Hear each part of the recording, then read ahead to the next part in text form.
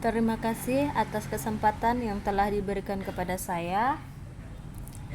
Yang terhormat Ibu Erwina SEMM selaku dosen pengampu mata kuliah Seminar Manajemen SDM. Yang saya hormati dan saya banggakan teman-teman sekalian.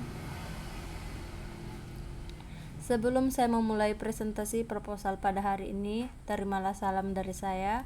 Om Swastiastu, Assalamualaikum warahmatullahi wabarakatuh, dan selamat sore. Perkenalkan, nama saya Gusti Ayu Santi Dewi dengan NIM 1702361201005,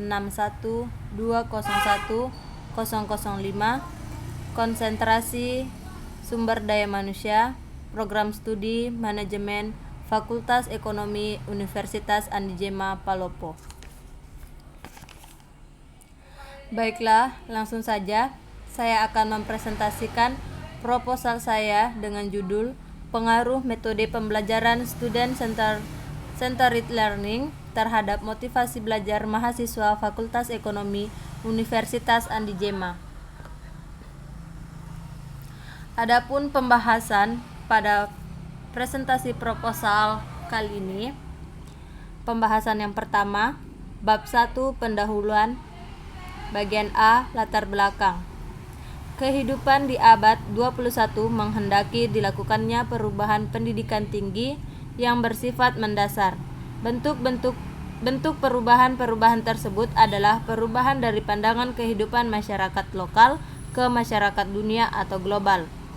Perubahan dari kohesi sosial menjadi partisipasi demokratis dan perubahan dari pertumbuhan ekonomi ke perkembangan kemanusiaan menurut Direktorat Akademik Dikti 2008. Perubahan mendasar pendidikan yang tinggi yang mendunia tersebut juga mempengaruhi pembaharuan konsep kurikulum pendidikan tinggi yang dituangkan dalam Kepmendiknas nomor 232/U/2000 dan nomor 045/U/2002.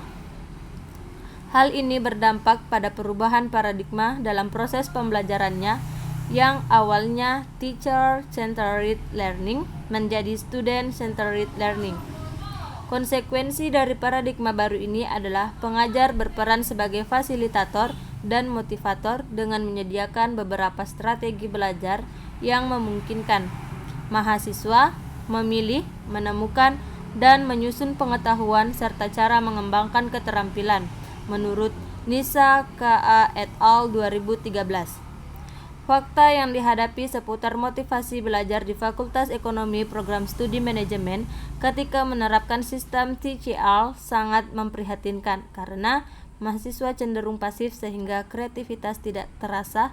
Terbukti pembelajaran hanya terjadi di satu arah. Fakta lainnya yaitu mahasiswa menimbulkan masalah, di antaranya mahasiswa menjadi terbatas dalam mengeksplorasi ilmu karena pengetahuannya hanya sebatas yang diperoleh dari dosen saja, apalagi minat memiliki buku sangat minim. Selanjutnya yaitu bagian B, rumusan masalah. Apakah ada pengaruh signifikan antara metode pembelajaran student-centered learning terhadap motivasi belajar mahasiswa Fakultas Ekonomi Universitas Andi Djema Palopo? Bagian C, tujuan penelitian. Tujuan dari penelitian ini yaitu untuk mengetahui pengaruh signifikan antara metode pembelajaran student-centered learning terhadap motivasi belajar mahasiswa Fakultas Ekonomi Universitas Andi Djema Palopo. Pembahasan kedua, bab 2 tinjauan pustaka. Bagian A, penelitian terdahulu. Penelitian yang dilakukan oleh TRI 2012 dengan judul Hubungan Kepuasan Student-Centered Learning dengan Motivasi Belajar Mahasiswa Anfulen Prodi Div Kebidanan Stikes Aisyah Yogyakarta 2012. Penelitian ini menemukan bahwa diperoleh hubungan antara kepuasan student-centered learning dengan motivasi belajar sebesar 0,220 dengan tingkat signifikan 5%. Disimpulkan, terdapat hubungan kepuasan student-centered learning dengan motivasi belajar mahasiswa Anfulan Prodi Div Kebidanan Stikes Aisyah Yogyakarta 2012. Bagian B, pengertian pembelajaran Student Centered Learning, di mana Student Centered Learning merupakan perpaduan pola pikir dan budaya yang diberikan pada suatu institusi pendidikan dengan pendekatan pembelajaran yang secara luas terkait dengan teori pembelajaran konstruktivis menurut Nisa K.A. et al. 2013. Selanjutnya, bagian C, metode dalam SCL. Terdapat beragam metode dalam pembelajaran untuk Student Centered Learning.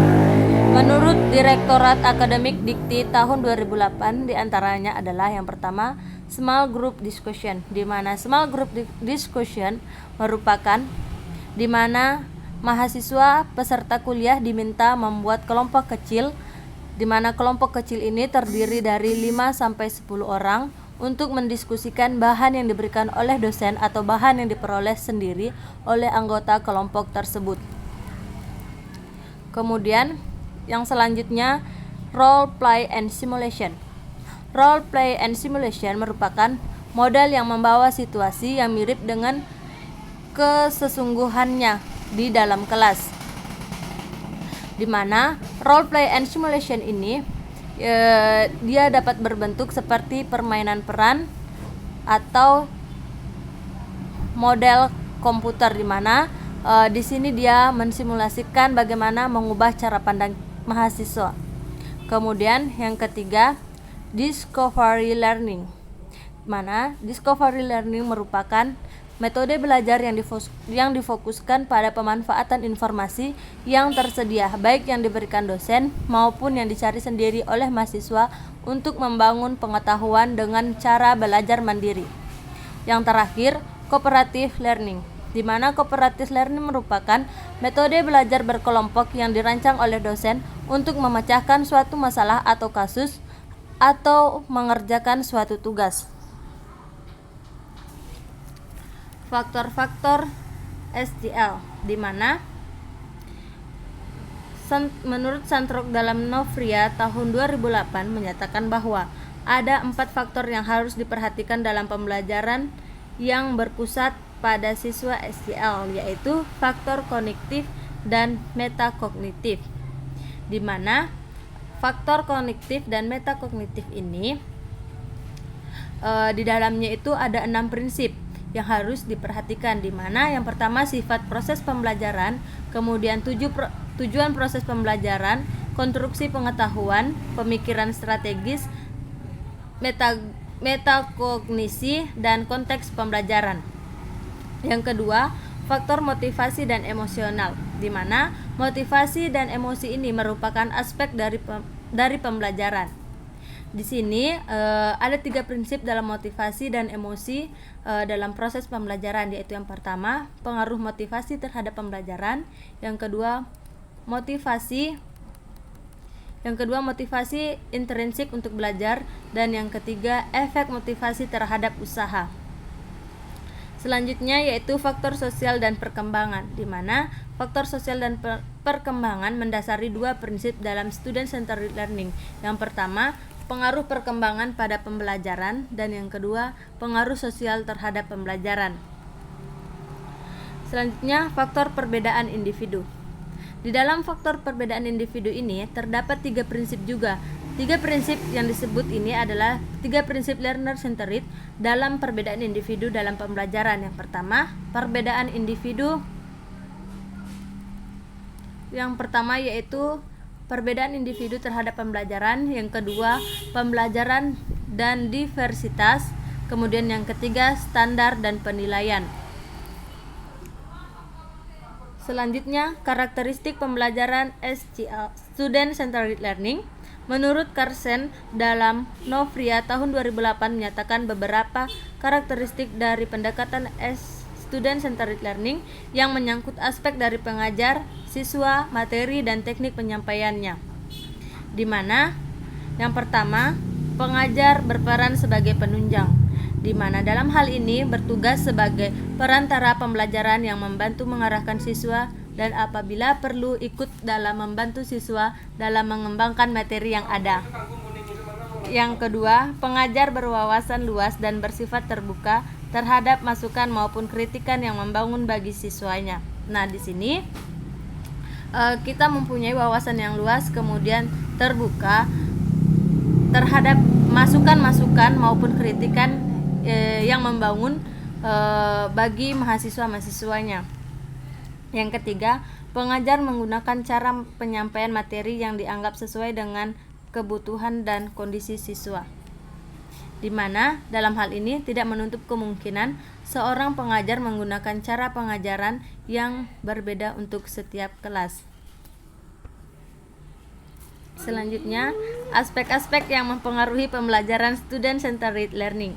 Menurut Bojonegoro dalam Novria tahun 2008 menyatakan bahwa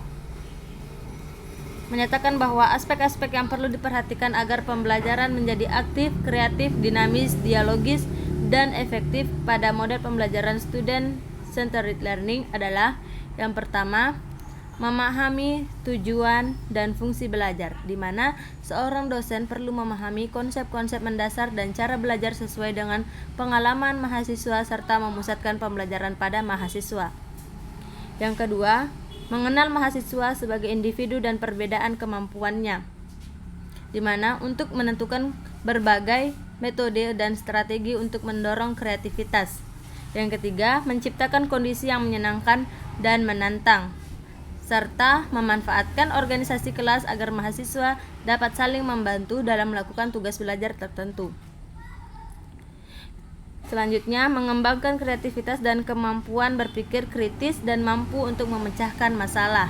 Nah, di sini bagaimana kreativitas seorang mahasiswa dan kemampuan berpikirnya untuk mampu memecahkan suatu permasalahan. Selanjutnya, memanfaatkan lingkungan sebagai sumber belajar serta memberikan muatan nilai estetika dan logika. Pengertian motivasi belajar.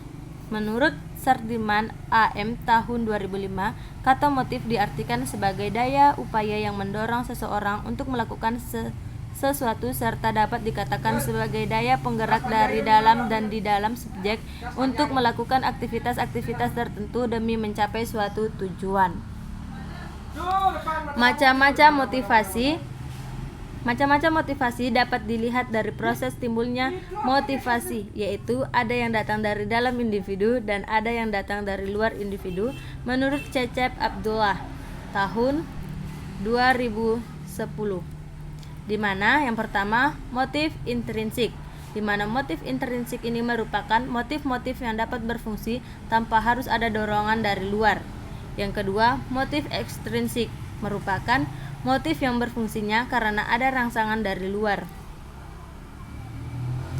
Selanjutnya, fungsi motivasi dalam belajar, di mana motivation is an essential condition of learning. Hasil belajar akan menjadi optimal kalau ada motivasi. Jadi, motivasi akan senantiasa menentukan intensitas usaha belajar bagi para pelajar atau mahasiswa. Sehubungan dengan hal tersebut, ada tiga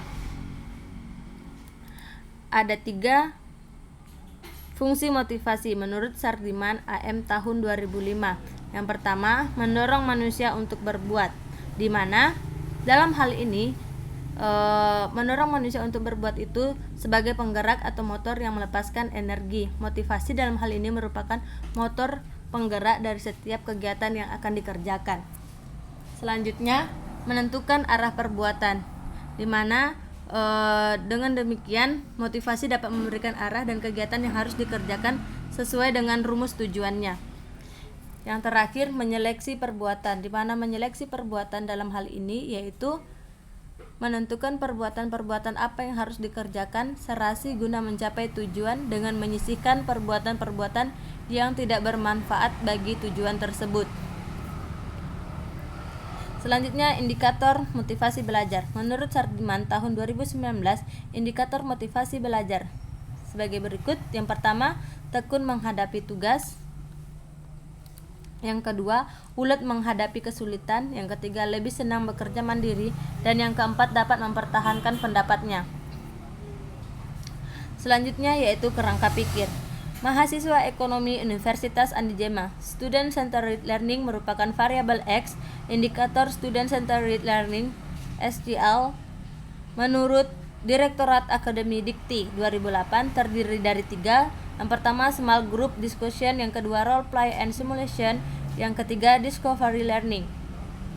Selanjutnya yaitu motivasi belajar, di mana variabel Y, indikator motivasi belajar menurut Sardiman tahun 2009 ini terdiri dari 4. Yang pertama tekun menghadapi tugas, yang kedua ulet menghadapi kesulitan atau tidak lekas putus asa, yang ketiga lebih senang bekerja mandiri, dan yang keempat dapat mempertahankan pendapatnya. Nah, dalam kerangka pikir ini antara variabel X dan variabel Y, penjelasannya sudah saya jelaskan tadi pada penjelasan sebelumnya.